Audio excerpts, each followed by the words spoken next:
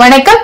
ஒரே ஒரு hair pack போட்டிங்கன்னா போதும், உங்க முடி கொச்ச பிரச்சனை, டாண்ட்ரஃப் இந்த மாதிரி தின்னா இருக்கிறதுல இருந்து இவ்வளோ திக்கான முடி, அதுக்கப்புறம் ஹேர் கண்டிஷனிங் பண்ணும், டாண்ட்ரஃப், இச்சி ஸ்கேல்ப் இருக்கு, இது எல்லாமே போயிடும். அதுக்கு முன்னாடி மைவரேக் ஷாவை ஃபாலோ பண்ணலன்னா ஃபாலோ பண்ணிக்கோங்க.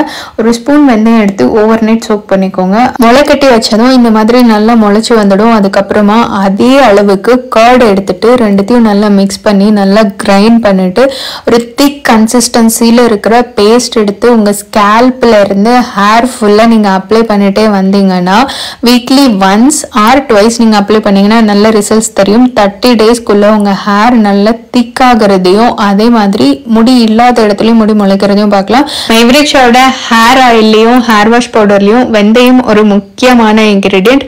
ஹேர் வாஷ் பவுடர் இல்லைனா ஹேர் ஆயில் வேணும்னா ஸ்க்ரீனில் தெரிகிற நம்பருக்கு மெசேஜ் பண்ணிங்கன்னா நாங்களே உங்கள் வீடு தேடி அனுப்பி வச்சுருக்கோம். அப்புறம் என்ன முடி கொச்ச உங்கள் ஃப்ரெண்டுக்கு இதை ஷேர் பண்ணிட்டு மைவரேக் ஷாவை ஃபாலோ பண்ண மறக்காதீங்க.